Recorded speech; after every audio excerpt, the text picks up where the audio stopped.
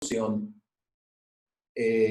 porque hoy en esta época la iglesia está siendo perseguida en forma terrible.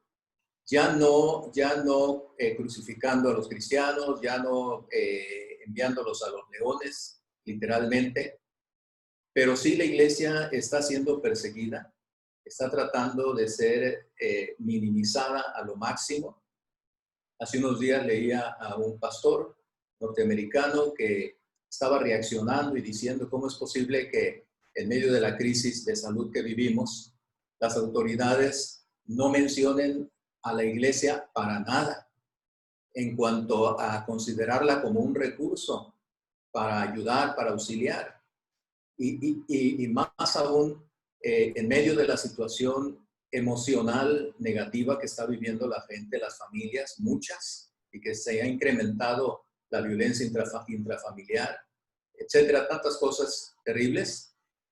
En lugar de tomar en cuenta a la iglesia, invitar a la iglesia, a los pastores, a los dirigentes, para que colaboren, están invitando a los astrólogos y a los adivinos y el yoga, y dedican programas de televisión para todo ello. Esa es una forma de persecución, negar la presencia y la validez de la iglesia.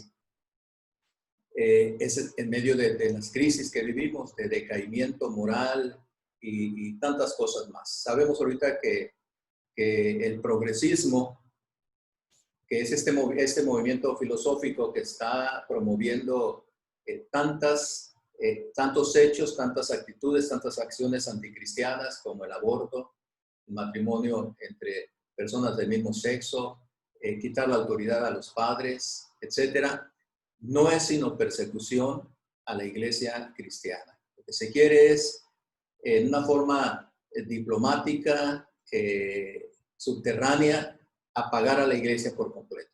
Y lamentablemente, quienes están al frente del poder y de los medios tienen el control. Así que lo que Pablo está diciendo a los cristianos en medio de la persecución que sufren, ellos una persecución física, muriendo literalmente, y aplica para nosotros también, para enfrentar la persecución que la iglesia nuestra actual está recibiendo en medio de no solo esta crisis de salud, que es importante y que hay que colaborar y atender, pero más que nada la crisis moral que estamos viviendo en nuestro tiempo. Entonces, el primer punto de desarrollo, donde dice que debemos estar firmes en un mismo propósito, comienza con nosotros, con nuestro interior, con nuestro ser, con nuestra persona. Antes de referirse a aquellos que están en contra de la iglesia y que están atacando y que la están denigrando y quitándole su valor. Entonces, Pablo, si recuerdan ustedes, el texto que él menciona es, me regresé, el texto que Pablo menciona está en el primer versículo 27. Solamente que os comportéis como es digno del evangelio. Es la primera cosa que Pablo indica a los cristianos, que tiene que ver con su propia vida. Y este primer punto es que el evangelio tiene dignidad en sí mismo. Ustedes pueden checar esos textos ahí si quieren mientras hago el comentario. Primera de Timoteo 1:15, Romanos 1:16 y el mismo Filipenses 1:20. Cuando decimos que el evangelio tiene dignidad en sí mismo, es porque nos estamos refiriendo a una persona. Como nosotros sabemos, el evangelio no es un concepto abstracto. El evangelio es una persona y esa persona es Jesucristo. Entonces, Jesucristo es digno en sí mismo. Es el Hijo de Dios, es Dios mismo. Por lo tanto, toda la dignidad le corresponde a Él. Entonces, cuando Pablo dice que estemos firmes con la dignidad del evangelio, debemos recordar que el propio evangelio tiene dignidad, es dignidad en sí. Pero en segundo lugar, el Evangelio da dignidad a los suyos, nos hace dignos a nosotros. Ponemos solamente este texto como ejemplo, el de Pedro, cuando él está diciendo que nosotros somos una nación santa, un linaje escogido, que somos reyes y sacerdotes, que fuimos transportados de las tinieblas a la luz del Señor Jesucristo. La Biblia está llena de textos que mencionan cómo Dios nos rescató de lo peor y nos eleva a lo máximo. Por lo tanto, el Evangelio nos da dignidad. Entonces, el Evangelio es digno en sí mismo, palabra fiel y digna de ser recibida por todas, dice Pablo, y habla de Jesucristo, que Jesucristo vino. Entonces, Cristo es digno y Cristo nos da dignidad a nosotros. Por lo tanto, esta dignidad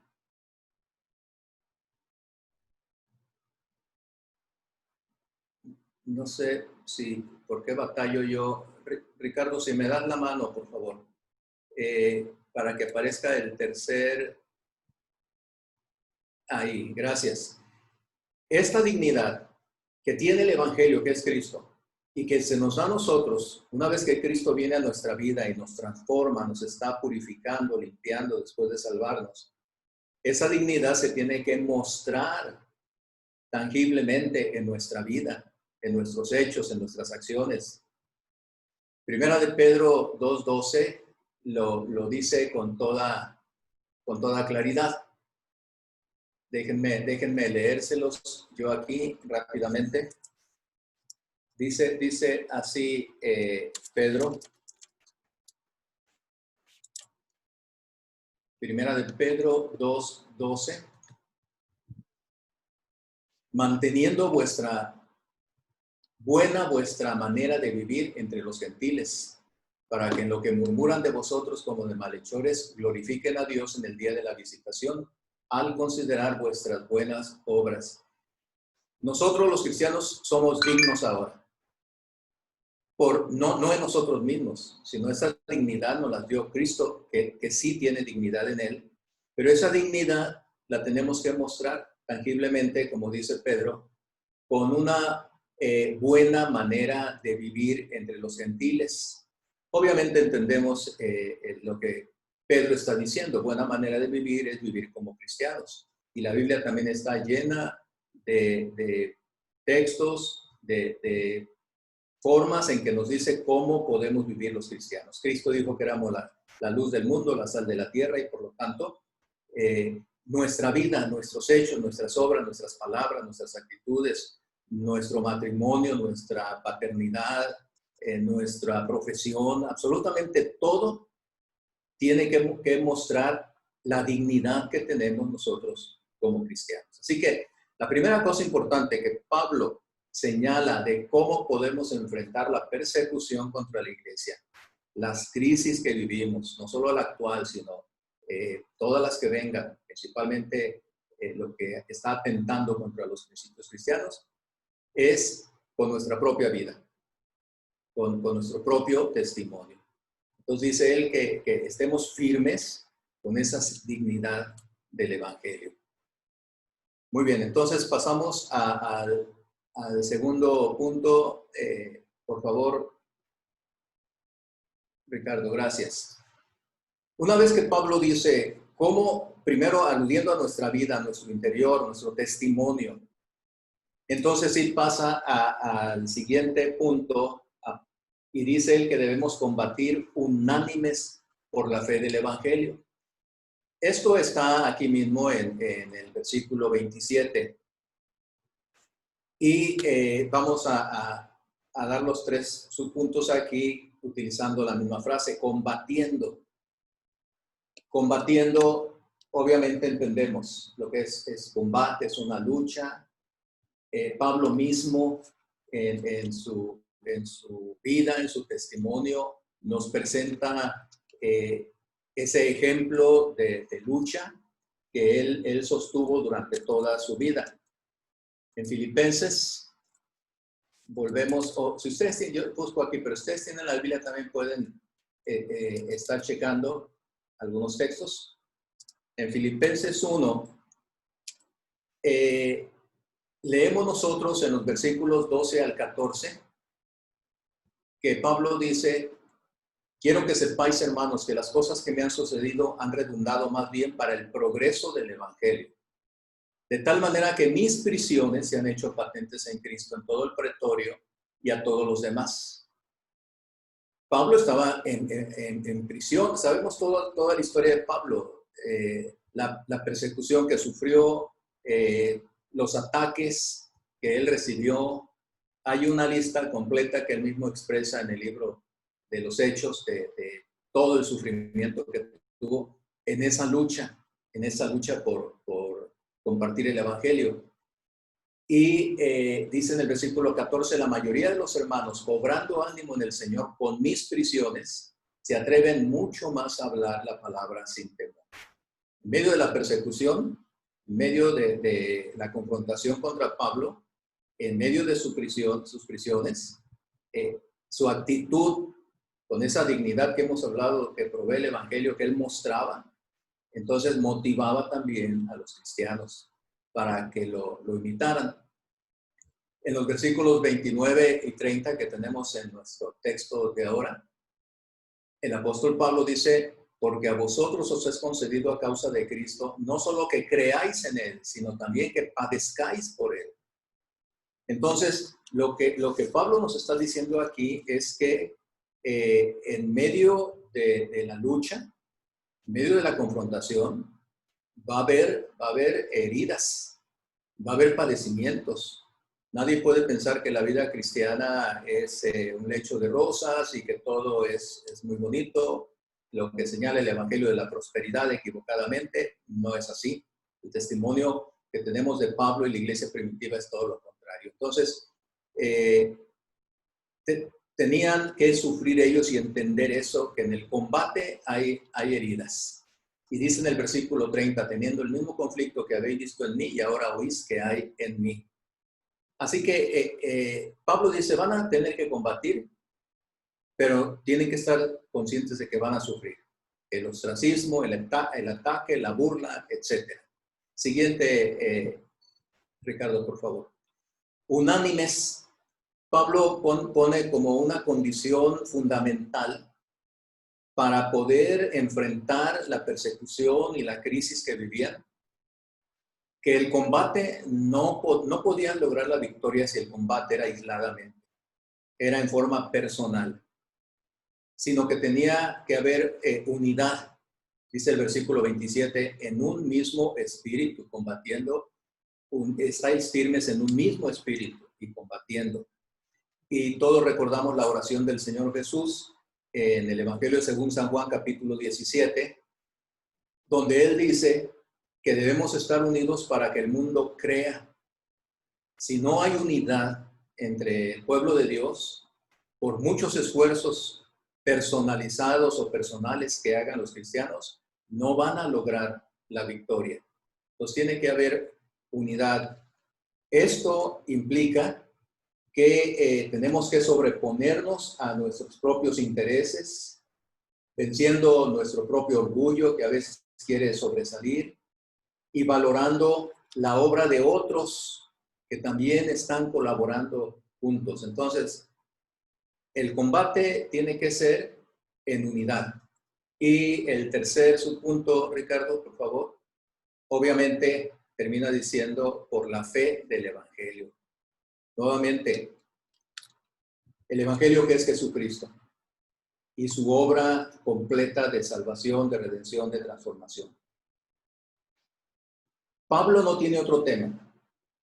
En toda su vida, en todo su ministerio, en todas sus cartas, todos los mensajes que él escribe a las iglesias, a los pastores, las cartas a las iglesias, las cartas pastorales, Pablo solo tiene un solo tema. No lo cambia. Cambia las circunstancias, cambia la forma de exposición, etcétera, pero siempre su enfoque es Cristo crucificado y Cristo resucitado.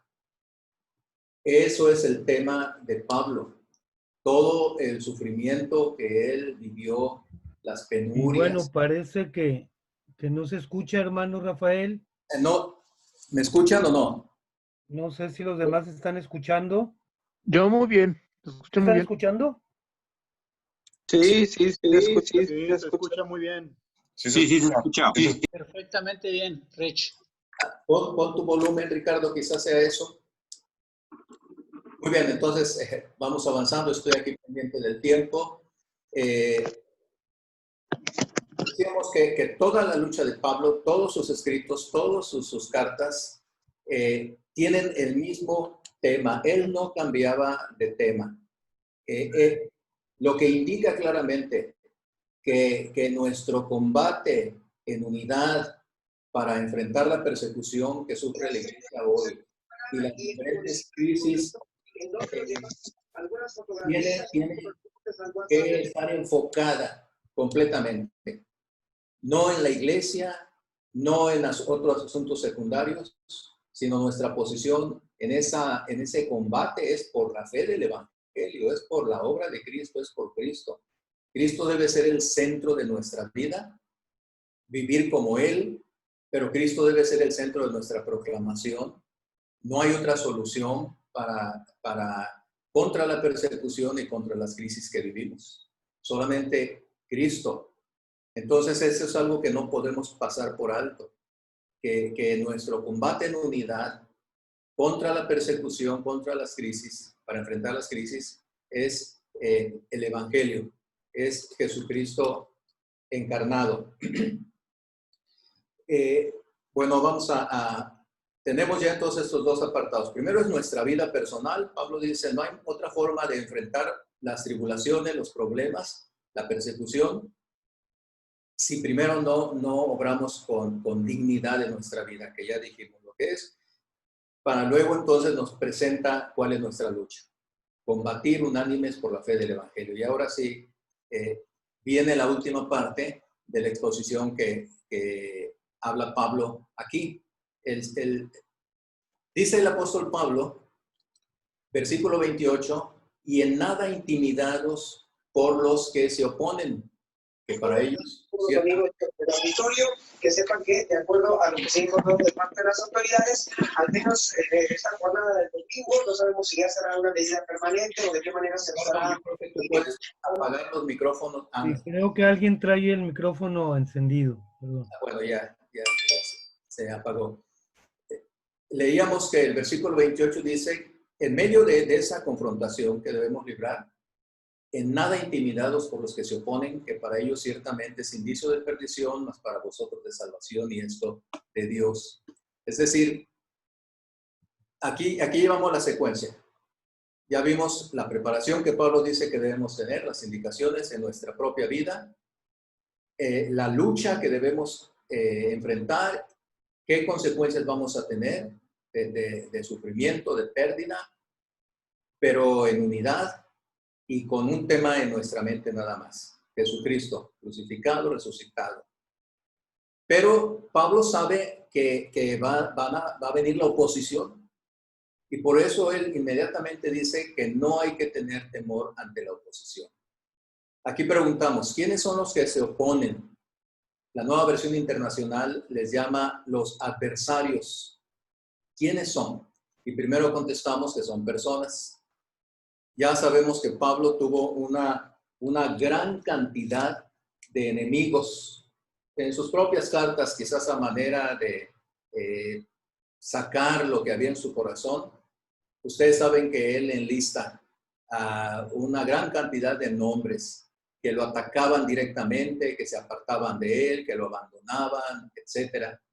Entonces, personas son los que se oponen, son los adversarios. Va a haber muchas personas con las que tengamos que confrontarnos. Pero también fuerzas espirituales de maldad.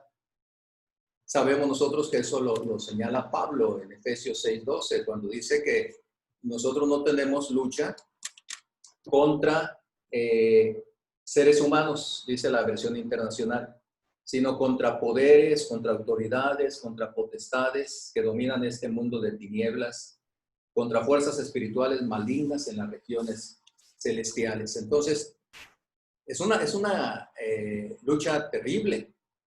El luchar juntos, el combatir unánimes por la fe del Evangelio, no es solo contra personas, sino también contra fuerzas espirituales que se van a levantar contra nosotros, que se están levantando ya. Pero vemos qué cosa es la oposición. ¿Quiénes son los que se oponen? Ya dijimos, personas, fuerzas espirituales. ¿Pero qué es la oposición? El inciso A que quedó ahora de este lado. Cosas. Obviamente, en medio de la persecución que la iglesia recibía, los cristianos huyendo, Pablo encarcelado, pues tenían problemas materiales, recursos económicos que escaseaban, carencias, etcétera. Estaban batallando. También eso es oposición. Sabemos que la iglesia cristiana ha tenido este tipo de oposición toda la vida. Actualmente eso es algo todavía más incrementado. Las iglesias están sufriendo por cuestión de recursos materiales y pues por falta de solidaridad de los miembros de la iglesia. Por ejemplo, en este tiempo que vivimos, que los cristianos están en sus casas, pues cómodamente ven los servicios religiosos que las iglesias preparan, los pastores están estudiando, están investigando, ancianos de iglesia también. Pero los cristianos que participan no se han puesto de acuerdo, no han cobrado la responsabilidad de decir, pero mi iglesia necesita el apoyo. Y son pocos cristianos los que tienen esa convicción y aunque no van al templo, pero envían sus diezmos, los depositan, llevan sus ofrendas a la oficina entre semana o piden que pase el tesorero. Gracias a Dios que hay iglesias que están haciendo eso y no están sufriendo más de lo normal, pero la mayoría de las iglesias están sufriendo. Ahora en medio de la persecución terrible que estamos teniendo, cosas también son oposición. Circunstancias, la enfermedad, las distancias, etcétera. En aquel tiempo era obvio. Los cristianos se enfermaban, no había un sistema médico de salud adecuado, morían a muy temprana edad, las enormes distancias para poderse transportar de un lado a otro, etcétera. Bueno, en cierta forma nosotros también tenemos eso. Las enfermedades, las distancias, etcétera, también las circunstancias son oposición. El desaliento, sentir la soledad, la incomprensión de los demás o el rechazo abierto, también eso es oposición que vivimos en todo tiempo. ¿Y aquí por qué está grabando? Y finalmente, los conceptos filosóficos.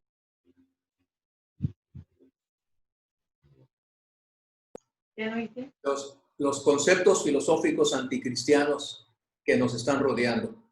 Todo eso es la oposición. Todo lo que se está publicitando, compartiendo, que no tiene nada que ver con las escrituras, que está en contra de las escrituras, es oposición a nuestra tarea, a nuestra lucha. Entonces Pablo nos enseña que tenemos que estar conscientes de eso. Siguiente, Ricardo, por favor. ¿Cuál debe ser la actitud correcta? En este mismo versículo 28, Pablo nos dice cuál debe ser nuestra actitud. Pues claro, él dice que no debemos dejarnos ser intimidados. Todas estas cosas, personas y circunstancias, cosas que ocurren en nuestra vida en contra, no debemos permitir que nos intimiden. Y dice Pablo, porque ese ataque que sufrimos, que sufre la iglesia, es una señal doble, señal de perdición para los que nos atacan, porque finalmente van a ser derrotados y humillados y dejados de lado y condenados. Eso nos debe alentar de que nuestra lucha no es una lucha perdida, pero también una señal de salvación para nosotros. Somos el pueblo de Dios, somos el pacto, estamos dentro del pacto de Dios y Dios entonces ha prometido que nos va a proteger. Entonces, la misma oposición es una señal que nos debe alentar a nosotros. Y obviamente, como Pablo lo dice también en su carta a los Efesios, tenemos que fortalecernos con el poder del Señor. El poder del Señor, que es vestirnos del propio Señor Jesucristo. Vestirnos de Jesucristo, con la armadura del cristiano. ¿Y cuál es la armadura del cristiano? No leemos ya el texto en Efesios 6, 10 al 18, pero toda esa figura de armadura de un soldado, de un guerrero, el casco, su yelmo, el escudo, la espada, el calzado, no es sino una descripción de la oración, de la palabra de Dios, de la protección que nos da el Señor a nosotros, la espada del Espíritu, la espada de la palabra. No hay otra manera de prepararnos que volver otra vez con mayor pasión que antes a la lectura de la Biblia, al estudio de las Escrituras, a la profundización de ella, a la oración más intensa todavía que antes. No hay otra manera de prepararnos para poder entrar a esta lucha, a esta confrontación. Avanzamos, Ricardo, por favor, para llegar a la conclusión. La exhortación de Pablo es un privilegio, porque nos presenta como hijos de Dios, como cristianos, como escogidos, como dignos.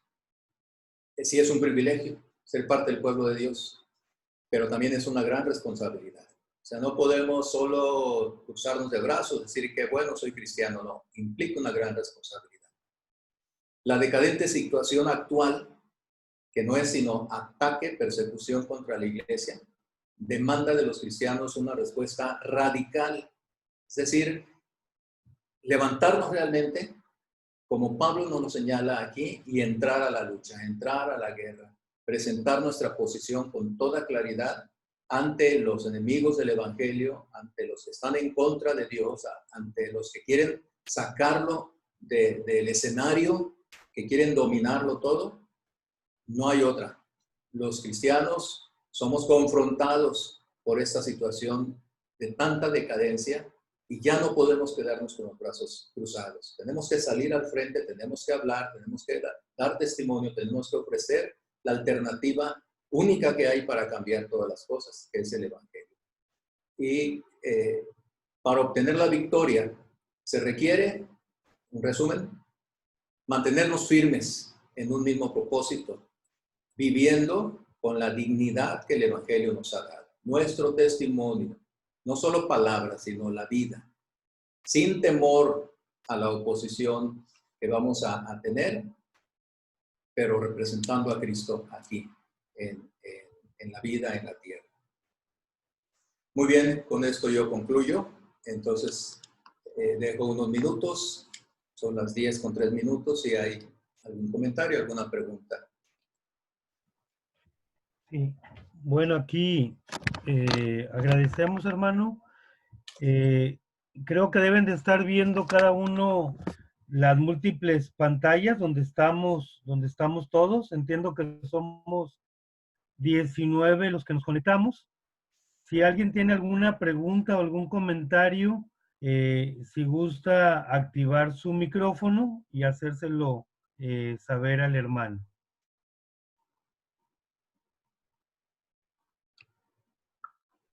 Pastor, buenos días. Buenos días. Gracias una vez más por esta hermosa conferencia. Quería nada más si puede ampliar la idea o el concepto de lo que es hacer comunidad.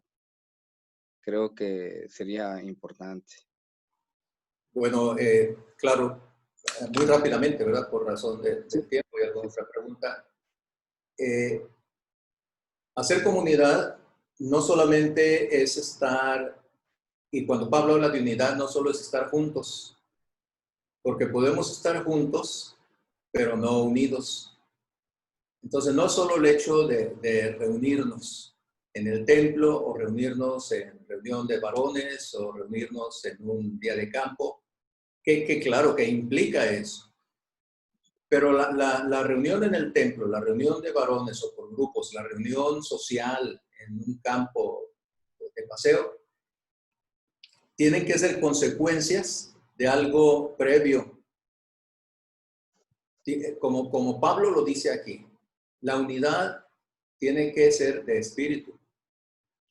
Puede ser que haya hermanos en la iglesia que por razones justificadas, edad, salud, etcétera, compromisos laborales insoslayables, no pueda estar físicamente presente en el templo o en una reunión de varones o de otros grupos de mujeres o jóvenes, etcétera, y sin embargo está unido. Entonces, puedo concentrarlo diciendo que ese concepto de hacer compañerismo verdaderamente unidad tiene que darse desde el corazón, anteponiendo, como decíamos, intereses personales o búsqueda de reconocimiento personal. Cuando ya empezamos a buscar eso, entonces ya no hay unidad, aunque estemos juntos. Tiene que haber un sentido de preferencia por Cristo, por la obra de Cristo y por el esfuerzo, la lucha que estamos haciendo por Cristo. Podemos diferir en muchas otras cosas, pero a la vez podemos estar unidos en espíritu, haciendo comunidad. Si Cristo es el centro y si decimos, hermano, tú piensas eso en otro campo, yo pienso esto en ese campo diferente, pero estamos unidos en Cristo, estamos luchando por Cristo. ¿Estás de acuerdo con eso? Estoy de acuerdo. Bueno, entonces ahí va a haber unidad. Y la unidad también naturalmente tendrá que manifestarse con acciones, no solamente con declaraciones, sino acciones que muestren que efectivamente estamos luchando en común por algo que para nosotros es lo prioritario. Cuando ponemos atención en lo que Pablo dice aquí, que la lucha es por la fe del Evangelio, entonces sí podemos tener ese sentido de comunidad completo, estando o no estando juntos. Pero todos estamos dirigidos por el mismo propósito. Okay. Tiene que ver con el corazón, ¿verdad? Principalmente, y tiene que ver con Cristo en el corazón. Gracias, pastor.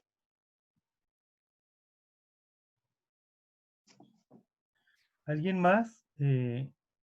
Yo aprovecho para preguntarle, pastor, ¿cómo ha visto usted la labor de la iglesia cristiana en estos tiempos de emergencia sanitaria? Por ahí, otro pastor, escuché que cuando fue la pandemia de la gripe española, todavía no había un sector salud y las iglesias fueron las que hicieron esa labor. En las iglesias eran los hospitales, se atendían a los enfermos, hicieron una labor más social. De hecho, hasta comentó del Faro, que el Faro allá en los años 19, donde fue la gripe, ya la gente leía el Faro porque venían indicaciones también preventivas y de precauciones en ese momento, que había una participación muy fuerte de las iglesias. En este momento, ¿cómo está usted viendo, hermano, si la iglesia ha sido activa o no ha sido activa, o cuál es su perspectiva en este tema? Mi impresión es que, bueno, toda la historia, como lo menciona Ricardo, en toda la historia, la iglesia cristiana siempre ha estado presente en medio de las crisis más graves de todo tipo que ha habido. Y cuando ha habido cambios dramáticos en esas circunstancias, en esos eventos, la iglesia ha sido una participante directa. En las plagas de los siglos pasados, cuando incluso hasta las autoridades rechazaban ya participar por los temores obvios de contagio y de muerte, eran los cristianos, aún sin conocimientos médicos, pero por el amor de Cristo y por el amor a los semejantes, eran los que iban, salían y naturalmente morían, pues se contagiaban y morían, pero hacían ese trabajo. Actualmente, para responder ya la pregunta, la iglesia no está en ese nivel. La iglesia está apenas luchando por defenderse, parte de lo que hemos hablado aquí. Está luchando porque se le deje oír su voz apenas. Y apenas sí está cuidando a los suyos, nada más. Pero no está yendo más allá. Entonces, por la misma situación en que vivimos, que por otro lado también nos presenta un panorama muy cómodo para nosotros, porque bueno, no nos dejan hablar, no nos dan participación, no nos piden nuestra ayuda, pues allá que lo hagan ellos. Sí, lamentablemente la pregunta de Ricardo nos lleva a esa reflexión. En los tiempos pasados la iglesia siempre ha sido perseguida, pero en medio de las crisis salía adelante. Entonces yo creo que realmente no está haciendo gran cosa la iglesia en esta situación. Gracias por la respuesta, pastor. ¿Alguien más? Daniel.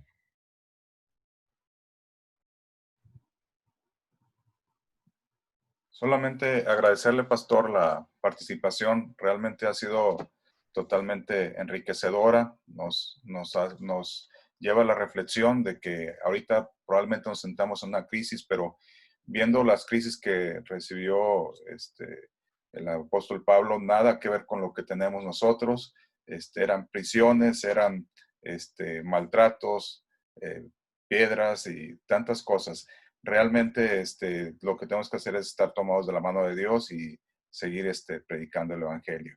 Y pues le agradezco muchísimo que haya aceptado la invitación y haber estado con nosotros en esta mañana. Al contrario, a ustedes, muchas gracias por la invitación. Que Dios les bendiga, que les use, que les mantenga unidos en este propósito de predicar la palabra de Dios. Ya saben, estoy a disposición de ustedes para cualquier otra ocasión. Que Dios les bendiga, hermanos. Ricardo, para concluir, pues quisiera, antes de terminar, decir los siguientes temas que tenemos. Esto ha sido el tercer tema que damos de Escuela de Formación Cristiana de Varones. Damos gracias a todos por su participación, de haber estado en esta conferencia, en esta plática. Y el próximo domingo 12 tendremos al pastor Fernando Noguera presentando el tema. El próximo domingo, el domingo 5, perdón, el pastor Fernando Noguera.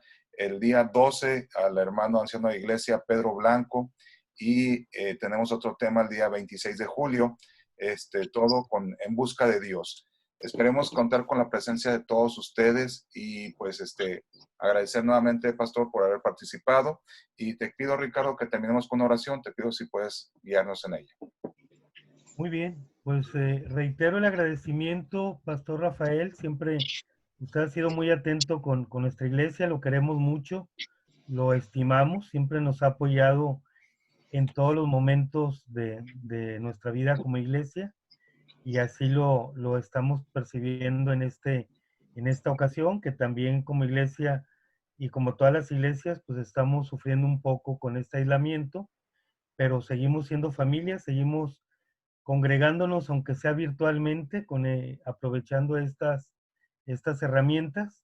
Y bueno, pues aquí estamos, hermano, aquí estamos unidos, lo seguimos invitando a nuestras reuniones, ya sea como expositor o como miembro también, lo consideramos parte de nuestra familia. Y reitero Gracias. el agradecimiento que hizo Daniel, y yo creo que así estamos todos los que estamos en esta reunión, agradecidos por su tiempo, hermano. Vamos a vivir el Evangelio, a pelear con dignidad y estar vestidos de la armadura de Jesucristo para poder salir adelante. Y bueno, si gustan, vamos a terminar con una oración. La hacemos en este momento. Bendito Dios, gracias te damos, Señor, porque tú has estado con nosotros, Señor. Gracias te damos, Señor, por la vida de nuestro hermano Rafael, Señor, que tú le has dado en su corazón el deseo de compartir tu palabra, Señor, y poder darnos palabra de vida, palabra de aliento, Señor, en estos momentos. Te agradecemos también por cada uno de los hermanos de Manuel, por nuestro pastor Elí y por cada uno de los que estamos aquí presentes, Señor. Agradecemos, Señor, agradecemos que tú hayas estado y has estado con nosotros en cada momento. Hemos visto reflejada tu mano, Señor, y tu apoyo en cada minuto de nuestra vida. Entendemos, Señor, que esta es una emergencia pasajera, Señor, y entendemos, Señor, que en tu soberanía y en tus planes, Señor, que son soberanos, tú así lo has decidido, Señor, y nosotros lo entendemos, Señor. Ayúdanos, Señor, guárdanos, Señor, a nosotros y permite que sigamos estando de tu mano, Señor. Te pido por la familia de cada uno de nosotros, que nos sigas ayudando, que estemos de la mano contigo, Señor, y que estemos en todo momento. Asimismo, Señor, te pedimos por nuestra iglesia Manuel, nuestra iglesia local, para que estés en todas las actividades en este domingo, Señor. Y también, Señor, que te quedes con nosotros en el culto de adoración, Señor, que estamos, Señor, estamos programando para las 11:30, Señor. Sé nuestro invitado especial. Quédate con nosotros, Señor. Y gracias, Señor, por darnos tu palabra en este día. En el bendito nombre de tu Hijo amado, Cristo Jesús.